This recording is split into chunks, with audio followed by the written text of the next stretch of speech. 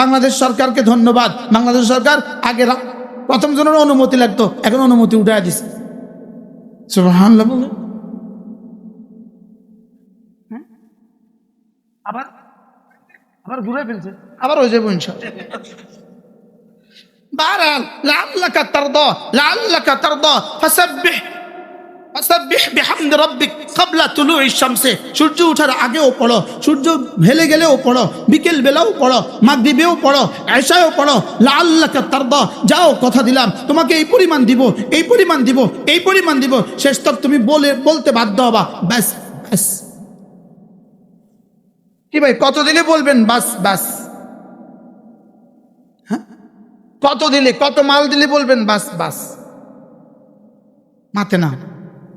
হ্যাঁ, দুনিয়ায় যা লাগবে সব দিবে, কবরে যা লাগবে সব দিবে, হাসরে যা লাগবে সব দিবে, মিজানে যা লাগবে সব দিবে, ফুলসরাতে যা লাগবে সব দিবে, জান্নাতে দিতে দিতে দিতে দিতে দিতে দিতে দিতে দিতে দিতে দিতে দিতে এক পর্যায়ে রব বলবেন ফেরেশতা এবার পর্দা হটা, এবার ওকে আমাকে দিয়ে দিব, যাও। সেদিন বলবেন জি রব আর কিছু লাগবে না। কি হয়? অথচ ফজর তুমি 10 ঘন্টা ডিউটি করতে পারো, ফজর পড়তে পারো না। 12 ঘন্টা তুমি মাছ বিক্রি করতে পারো, তুমি ফজর পড়তে পারো না। 12 ঘন্টা তুমি মুরগি জবাই করতে পারো, রক্তের ভিতরে ডুবে থাকতে পারো, তুমি ফজর পড়তে পারো না। তোমার জন্য ফজর এতটা কঠিন হয়ে গেল? বলেন না বাস্তব না বাস্তব? কেন এতটা কঠিন লাগে? ইন্নাহা লাকাবীরাতুন ইল্লা আলাল খাশিঈন। হৃদয়ে আল্লাহর ভয় নাই, হৃদয়ে আল্লাহর মহব্বত নাই, এজন্যই কঠিন লাগে। এবার বলবেন হৃদয়ে আল্লাহর মহব্বত নাই কেন? আল্লাহর মারিফত নাই এজন্য কঠিন লাগে। আল্লাহর মারিফত নাই এজন্য মহব্বত নাই। বলবেন মারিফত নাই কেন? কোরআন পড়তে পারে না এজন্য কঠিন লাগে। কি ভাই, আপনার ছেলেকে আপনার মেয়েকে কোরআন পড়ান, আপনার ছেলেকে আপনার মেয়েকে কোরআন পড়ান। আল্লাহর কসম, আল্লাহর কসম, এদেশের প্রত্যেকটা বাচ্চা জন্মের পরে যখন যেমন নিবন্ধন আছে, নিবন্ধনের পরে যদি ওর 6 বছর বয়সে ওকে যদি মাদ্রাসা দিয়ে দেওয়ার ব্যবস্থা করা যায়, 6 বছর বয়সে 6, 7, 8 এই 3টা বছর আগামী প্রজন্মের প্রত্যেকটা বাচ্চাকে যদি মাদ্রাসা দিয়ে দেওয়ার ব্যবস্থা করা যায়, অথবা প্রাইমারি স্কুলে কোরআনে কারীমকে লাজিম করে দেওয়া যায়, হাই স্কুলে কোরআনে কারীমকে লাজিম করে দেওয়া যায়, এদেশের রাস্তায় আর কোনো পকেটমার হবে না, আর কোনো চিটার হবে না, আর কোনো চোর হবে না, আর কোনো ডাকাত হবে না, আর কোনো দুর্নীতিবাজ হবে না। কি ভাই ফর্মুলা আছে না নাই বলেন? এই ফর্মুলা যদি অ্যাপ্লাই না করো, এই ফর্মুলা যদি অ্যাপ্লাই না করো, কিয়ামত পর্যন্ত এদেশ দুর্নীতি বন্ধ হবে না। এদেশের রাস্তায় চুরি আছে না নাই বলেন? হ্যাঁ, আজ থেকে কত বছর আগের কথা, আমি দেওবন্দ দেখেছি 97 সালে, 96 সালে, হ্যাঁ 96 সালে যাওয়ার পথে আমরা কলিকাতা একটা রিক্সা নিলাম, আমরা বিদেশে যাচ্ছি, আমাদের সব সামান আমাদের ব্যাগে, একটা রিক্সা নিলাম, রিক্সা আমরা রেল স্টেশনে যাব। এমন সময় পথিমধ্যে এক জায়গায় আজান হয়েছে, ওখানে কেউ আমাদেরকে চিনে, আমরা কিছু চিনি, রিক্সাওয়ালাকে চিনি, ওকে হিন্দু না মুসলিম চিনি। এক জায়গায় আজান হয়েছে, আমি আমার সাথে কি বললাম চলো আমরা মসজিদে গিয়ে নামাজটা পড়ে আসি। রিক্সাওয়ালা শুনছে, শুনে বলতেছে আপনারা যান, আমি আপনাদের মাল পাহারাদারি করব, আপনারা আসবেন, পরে আমি আপনাদেরকে স্টেশনে নিয়ে যাব। পরিচিত শহর না অপরিচিত শহর? আমি আমার দোস্তরে কইতেছি তোর মাথা খারাপ, সব সামান এখানে, কাপড় চোপড় সব এখানে, তুই এগুলো রাইখা তুই মসজিদে যাবি, দরকার নাই, স্টেশন তার পড়ে নেব। ভাই মোস্তাক ভাই আপনি দেখেন, আইসা দেখবো বইয়ার। আমি সুন্দর মতো আমরা দুজনে মসজিদে চলে গেলাম, নামাজ পড়ে দেখি ওই বেটা সিটের উপরে বইয়ার। কি ভাই, আমরা দুইজন মানুষ, এই দুইজন মানুষ গতবার আমরা রমজানের পরে ইন্ডিয়া গেলাম, দিল্লি অ্যাপোলো, আমাদেরকে এয়ারপোর্ট থেকে একটা গাড়ি রিসিভ করছে, একটা গাড়ি আমাদেরকে রিসিভ করছে, গাড়ির ড্রাইভার আমাদেরকে নিয়ে হোটেলে দিয়ে দিল, সে হোটেল থেকে আমাদেরকে আবার হাসপাতালে দিল, এটা হাসপাতালের গাড়ি। লেকিন এই ড্রাইভারটাকে আমি 500টা রিয়াল, 500টা টাকা রুপি দিতেই পারলাম না বকশিস, তুমি 500টা রুপি দিয়ে কিছু খাবা, সে বলতেছে এটা জানলে আমার চাকরি চলে যাবে। অথচ এই দেশ সব ডাকাতের জায়গা, বাংলাদেশের সব ডাকাত গিয়ে এখানে আশ্রয় নেয়। বাংলাদেশের সব ডাকাতরা এখন কোথায় বলেন? লেকি ওখানে এক রিক্সাওয়ালা কি শিখছিল, ওখানে এক সিএনজিওয়ালা কি শিখছিল, ড্রাইভার কি শিখছিল। এই জন্য বলেন আমার দেশে যদি প্রতিটা বাচ্চাকে যদি দিন শিখানো যায়, যদি পরিকল্পনা করেন, যদি পরিকল্পনা মন্ত্রণালয় পরিকল্পনা করেন, শিক্ষা মন্ত্রণালয় যদি পরিকল্পনা করেন, আগামী সরকার যদি এই পরিকল্পনা করেন, বাংলাদেশের প্রতিটা বাচ্চাকে কোরআনে কারিমে শিক্ষা দিয়ে দিবেন, চাই সে প্রাইমারি স্কুলে হোক, চাই সে মাদ্রাসায় হোক, প্রতিটা বাচ্চাকে কোরআন শিখিয়ে দাও, ইনশাআল্লাহ আগামী 10 বছর লাগবে না, এদের সোনার মদিনা হয়ে যাবে। সোনার বাংলা কি হবে বলেন? সোনার মদিনা হবে। আল্লাহ আমাদেরকে বুঝ দান করেন। চলেন নিয়ত করি, আমি আমার ছেলেকে, আমি আমার মেয়েকে দিন শিখাবো। যারা বাবা হয়েছেন তারাও বলবেন, যারা বাবা হবেন তারাও বলবেন। কি বলছি বলেন? কাকে? ছেলে মেয়ে হয়েছে নি এখনো? যাদের হয়েছে তারাও বলবো, যাদের সামনে হবে তারাও বলবেন। প্রত্যেকে নিয়ত করতে হবে, আমি আমার সন্তানকে দিন শিখাবো। আপনি আপনার ছেলেকে দিন শিখান, আপনি আপনার মেয়েকে দিন শিখান। আপনি আপনার ছেলেকে হিরঞ্চি হওয়া থেকে বাঁচান, মদ্যপ থেকে বাঁচান, গাঁজাখোর থেকে বাঁচান। এই রাস্তার মধ্যে যে ম্যানহুলের এই ঢাকনাটা উঠিয়ে বিক্রি করে ফেললো, উঠে চোরে নিয়ে গেল, এই চোরগুলো আসমান থেকে পড়ছে না এই সমাজ থেকে তৈরি হয়েছে? এবার ওরে ধরেন, একজনকে একবার ধরে জিজ্ঞেস করেন তুমি কি পড়ছো, বলবে আমি 8 পাস। জি কেন? আমি 7 পাস। বলবে কি বলবে না? বলবো। আমি বলি স্কুল কলেজে দিলেই চোর হয় না, বাকি যত চোর আছে সব স্কুল কলেজ থেকেই তৈরি হয়। আমি কি বলছি না স্কুলে দিলেই চোর হয়? এটা বলছি নি? বলেন স্কুলে দিলেই চোর হয় না? বলেন স্কুলে দিলেই চোর হয় না? বলেন বাকি যত চোর আছে সব স্কুল কলেজ থেকে তৈরি হয়েছে। এখন আর জি জোরে কর না, এই সত্য কথাটা বলতে আমরা অসুবিধা কি? স্কুলে দিলে বুঝি চোর হয়, বাকি চোর ডাকাত সব থেকে তৈরি হয়েছে। বুঝে গেছো? এবার মিলছে নি সমাজের সাথে মিলছে? স্কুলে দিলেই বুঝি চোর হয় না, বাকি চোর ডাকাত সব তৈরি হয়েছে কোত্থেকে বলেন? এবার বলুন তো দেখি, আপনার ছেলেকে গাঁজাখোরটা তৈরি হয়েছে কোথায়? মাতে না। গাঁজাখোরটা ধরেন ও 8 পাস, ও 9 পাস, ও ইন্টার পাস, আছে না নাই বলেন? স্কুলে দিলেই গাঁজা খায় না, বাকি গাঁজাখোর কোত্থেকে তৈরি হয়েছে? এই তো বুঝছো মাসা। তাহলে আমি আমার সন্তানকে জেনে বুঝে গাঁজাখোর বানাবো না, আমি আমার সন্তানকে জেনে বুঝে চোর বানাবো না, ডাকাত বানাবো না, লম্পট বানাবো না, মদ্যপ বানাবো না। তাহলে আপনার সন্তানকে দিন না শিখেলে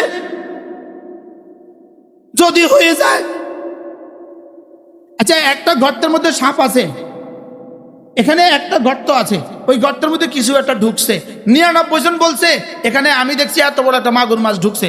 শুধু 6 বছরের একটা মেয়ে বাচ্চা বলে আমি দেখছি একটা সাপ ঢুকছে। কে কে হাত দিবেন? 99 জন কি বলছে? এত বড় একটা মাগুর ঢুকছে। প্রত্যেকে এত বড় মাগুর ঢুকছে, শুধু একটা মেয়ে বাচ্চা বলছে খবরদার আমি দেখছি সাপ ঢুকছে। এবার সবাই কি বলে? যা হাত দিতাম না, মাছ এটা নাই ধরলাম, যদি সাপ হয়। বুঝো না কথা? মাছ এটা নাই দিলাম যদি সাপ হয়। এবার স্কুলে দেওয়ার বেলা চিন্তা তো করা উচিত ছিল, যদি ডিসি না হয়া যদি গাঞ্জুটি হয়। আরে মাতো না কথা, এখন তো যদি ডাক্তার না হইয়া যদি গাঞ্জুটি হয়। দিলেই বুঝি ডাক্তার হয় না, কিছু গাঞ্জুটিও হয়। দিলে বুঝি ডাক্তার হয় না, কিছু মদ্যপও হয়। তাহলে এবার বলেন সাপের ওখানে এটার সাথে এটা মিলান, ওখানে কি কেউ হাত দিবে? কোন বুদ্ধিমান কি ওখানে হাত দিবে? কেন দেয় না? এবার উল্টোটা বলেন না, এটা বলেন স্কুলে পড়াইলে যদি গাঞ্জা খায়, এটা কয় না, এটা আর কেউ কয় না। কি অথচ এখানে এক বাচ্চা বলেছে, এখানে একটা বাচ্চা বলেছে সাপ, কোন বুদ্ধিমানের এখানে হাত দেয় না। 99 জন বুদ্ধিমান বলেছে মাছ, একটা বাচ্চা বলেছে সাপ, কোন বুদ্ধিমান এখানে আর হাত দেয় না। অথচ 1.25 লাখ নবী বলেছে, 1.25 লাখ আম্বিয়া বলেছে, 1.25 লাখ সাহাবী বলেছে ওখানে বিপদ আছে, এখানে নূর আছে। সুবহানাল্লাহ। কি ভাই বাস্তব না বাস্তব বলেন? যদি ওখানে বিপদ আছে, এটা কি একটা বাচ্চা বলছে না 1.25 লাখ বলছে? আর ওখানে কি কি আছে কে বলছে? আপনি হ্যাঁ, বাচ্চাও বলেন, পাগলে বলছে পাগল। বাচ্চা কোনো বুদ্ধিমান বাচ্চাও বলেন নিজের বাচ্চাকে বাঁচান, নিজের ছেলেকে বাঁচান, নিজের মেয়েকে বাঁচান। দিন শিখানো ছাড়া বাঁচার আর কোনো রাস্তা নেই। বলেন দিন শিখানো ছাড়া বলেন বাঁচার আর কোনো তো বলবেন যে এই ছেলেটাকে ম্যাট্রিক পরীক্ষা দিয়ে দিছে, এখন ওকে কি করব? ওকেও সুযোগ আছে, বয়স্কদের মাদ্রাসা দিয়ে দেন, তাও পারেন না, ওকে তাবলীগে পাঠায় দেন। তাহলে রাস্তা আছে না নাই বলেন? ইন্টারমিডিয়েট পড়ে ফেলেছে, ওকে কি করবো? ওকেও তাবলীগে পাঠান। অনার্স মাস্টার্স করে ফেলেছে, ওকে কি করবো? ও কিছু পড়ে নাই হুজুর, এখন ঘুরে, ওরেও তাবলীগে পাঠায় দাও। তাহলে আমাদের সামনে রাস্তা কয়টা? মসজিদ, মাদ্রাসা, বলেন, আবার বলেন। তো মসজিদে যাবে কোন লাইনে? তাবলীগের লাইনে মসজিদে যাবে, আর মাদ্রাসা তালিমের লাইনে মাদ্রাসা যাবে। এই মসজিদ আর মাদ্রাসা দুটো দিয়ে যে সমাজ হবে, ওই সমাজ হবে সুন্দর সমাজ। এই দুটো দিয়ে যে সমাজ হবে, এই সমাজ হবে কি সমাজ? সুন্দর সমাজ। এই জন্য প্রত্যেকেই নিয়ত করেন, ইনশাআল্লাহ আমি আমার সন্তানকে দিন শিখাবো, আর নিজে 5 ওয়াক্ত নামাজ পড়বো। লাকাদ খালাকনাল ইনসানা ফি কাবাদ, আমি তোমাকে কষ্টের জন্যই বানিয়েছি, তাহলে আমার জীবনের সব কষ্টের সাথে আমি নামাজের কষ্টকে মিলিয়ে নিব, আমার জীবনের সব কষ্টের সাথে রোজার কষ্টকে মিলিয়ে নিব। বলেন নামাজ রোজা, বলেন বাকি কষ্ট বাদ না ধরবো, বাকি কষ্ট কি বাদ দিব না? থাকবে সাথে। রিক্সাওয়ালার কষ্ট থাকবে, সিএনজিওয়ালার কষ্ট থাকবে, কুলির কষ্ট থাকবে, শ্রমিকের কষ্ট থাকবে, ব্যবসায়ীর কষ্ট থাকবে, শিল্পপতির কষ্ট থাকবে, পুলিশের কষ্ট থাকবে। যে যেখানে আছেন, এখানে যে যেখানে আছেন, প্রত্যেকে এক একজন এক এক পেশা আছেন, যে যেখানে আছেন, যেই পেশায় আছেন, তার পেশাকে আপন জায়গায় রেখে এর সাথে শুধু নামাজটাকে মিলিয়ে নেন, এর সাথে রোজাটাকে মিলিয়ে নেন, আল্লাহর কসম আপনার জান্নাতে আর কোনো কষ্ট হবে না। যদি খোদা না খাস্তা এটা মিলাতে না পারেন, এই কষ্ট নয়। কবর, হাসর, মিজান আর ফুলসিরাতের পরে জাহান্নামে যে কষ্ট হবে, এই কষ্টের মোকাবেলা এই কষ্ট কোনো কষ্ট নয়। তাহলে বলেন কষ্ট কয় কষ্ট? 2 কষ্ট। তাহলে শারীরিক কষ্টের সাথে আমি ঈমান আমলের কষ্ট কি মিলাবো তো ইনশাআল্লাহ? ওটা কি বেশি কষ্ট না অল্প কষ্ট? তাহলে ফজর নামাজের কষ্ট বেশি না অল্প? জোহর নামাজের কষ্ট বেশি না অল্প? কলিজায় হাত দিয়ে ওয়াদা করেন, আজ থেকে 5 ওয়াক্ত নামাজ পড়বো। বলেন ইনশাআল্লাহ। আগামী আর মাত্র 32 দিন বাকি আছে, রমজানের রোজা রাখবো। বলেন ইনশাআল্লাহ। এবছর রমজানের রোজা বলেন ইনশাআল্লাহ। আবার বলেন ইনশাআল্লাহ। বলেন নামাজ রোজা করবো ইনশাআল্লাহ। আল্লাহ তৌফিক দান করেন, আল্লাহ আপনাদের জীবনকে ধন্য করে দেন। আল্লাহর কসম, সময়ের কারণে আমি বুঝাতে পারি নাই, অথবা আমার শব্দের ব্যর্থতার কারণে, আমার সংক্ষিপ্ততার কারণে, আমার জ্ঞানের পরিধি কম হওয়ার কারণে আমি আপনাকে বুঝাইতে পারি নাই। আপনার জীবনের সব কষ্টের সাথে যদি আপনি নামাজের কষ্টকে মিলাতে পারেন, সব কষ্টের সাথে এই রোজার কষ্টটাকে মিলাতে পারেন, আল্লাহর কসম দুনিয়াতেও আর বেশি কষ্ট হবে না, কবর, হাসর, মিজান আর ফুলসিরাতে কষ্ট আর হবে না। আর যদি এই কষ্ট না মিলান, ফজরের কষ্টকে না মিলান, আল্লাহর কসম জীবন যত যাবে, দিন যত যাবে, বছরের পর বছর কষ্ট শুধু বাড়বে, আরো বাড়বে।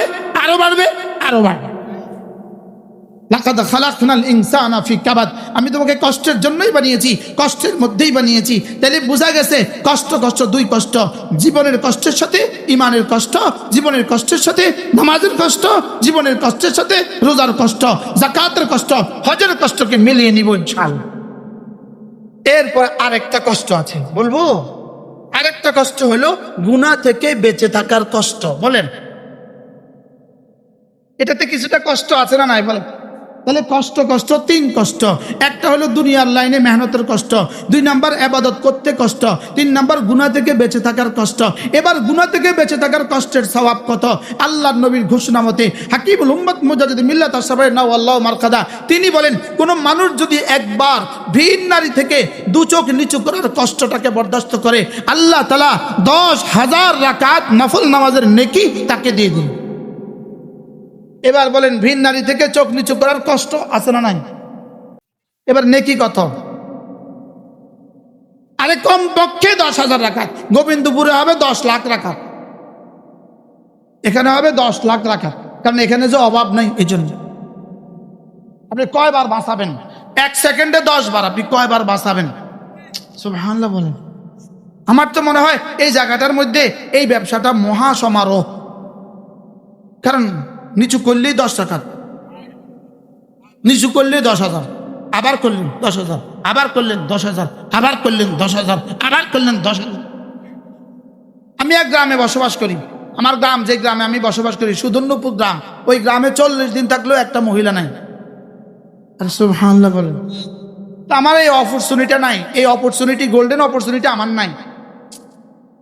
কিন্তু আপনাদের গোবিন্দপুর বাজারে কি অবস্থা, কি পরিমাণ অপরচুনিটি, কি পরিমাণ। যদি কেউ নিয়ত করে আমি এটা, এই ব্যবসাটা এখানে করবো, এই ব্যবসাটা লেগে গোবিন্দপুরে একটা বাড়ি করা দরকার।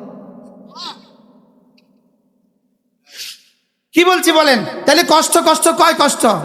1 নাম্বার দুনিয়ার কষ্ট, 2 নাম্বার ইবাদতের কষ্ট, 3 নাম্বার গুনাহ ছেড়ে দেওয়ার কষ্ট। এই 3ও কষ্ট যদি কেউ একসাথে বরদাস্ত করে, তো রব্বে কারীম বলেন যাও যাও যাও, ওয়া ইন্নাল্লাহা মা'আস সাবিরিন, আমি তোমার সাথে আছি। কি বলে বলেন? আমি তোমার কি আছি? আমি তোমার সাথে আছি। তোমার যখন যা লাগবে আমার কাছ থেকে নিয়ে নিও। এই জন্য মেরে ভাইও, চলেন নিয়ত করি ফজরের নামাজ। আজ থেকে ফজর নামাজ লাগাও, ফজরের নামাজ। আমি এক দল বাইর করছি, আমি এক দলের সভাপতি। বলবো এটা আরশে আজিমের নিবন্ধন আছে, বাংলাদেশের নিবন্ধন নাই। বলবো বাংলাদেশের নিবন্ধন হলে অবশ্য এবার একটা এই নমিনেশন পাইতাম। আমার দলের নাম হলো ফজর প্রজন্ম। বলেন দলটার নাম কি কন? আর শুনছেন কেউ জীবনে? না, আমার দলের নাম হলো ফজর প্রজন্ম। এই দলের সভাপতি আমি, সেক্রেটারি আমি। এখন সদস্য কালেকশন চলছে। হ্যাঁ, গোবিন্দপুরে একটা শাখা কায়েম করেন। এই গোবিন্দপুরে একটা শাখা হবে, কি বলেন ইনশাআল্লাহ? যে এই গোবিন্দপুরের 10টা 20টা 30টা মসজিদ, আলহামদুলিল্লাহ, এই কি বলে, এই নন্দীপাড়া 32টা মসজিদের শাখা কায়েম হয়েছে। 32টা মসজিদের একজন যুবক নাই যে নামাজ ছাড়ে। 1800 যুবকের তালিকা তৈরি হয়েছে। সুবহানাল্লাহ বলুন। প্রত্যেকটা মসজিদের সকালবেলা ঈদের নামাজের মতো মনে হয়। এসব ফজর পড়ি। বলেন ফজর আর করবো না কাজা, দুনিয়া আখিরাতে খাবো না সাজা। ফজর আর করবো না কাজা, বলেন দুনিয়া আখিরাতে খাবো না কি সাজা। হ্যাঁ, উম্মতি মুসলিমা নিয়ত বানান, আমিও ফজর পড়বো, আমার স্ত্রীও ফজর পড়বে, আমার বাবাও ফজর পড়বে, আমার মাও ফজর পড়বে। আজকে একজনে কি বললো, এক যুবক দাড়িও রাখে নাই, সে দাড়ি রাখে নাই, সে বলতেছে হুজুর ফজরের আন্দোলনে এখন আমার 1.5 বছরের বাচ্চা সেও উঠে যায়। সব উঠে যাও, 1.5 বছরের বাচ্চাটা সেও উঠো। আল্লাহ আমাদের সকলকে আমাদের জিন্দগি সাজাবার তৌফিক দান করেন। ইনশাআল্লাহ জান্নাতে আর কোনো কষ্ট হবে না, ওখানে মজাই মজা। সুবহানাল্লাহি বিহামদিহি, সুবহানাকাল্লাহুম্মা বিহামদিক, আশহাদু আল্লা ইলাহা ইল্লা আনতা, আস্তাগফিরুকা ওয়া আতুবু ইলাইক।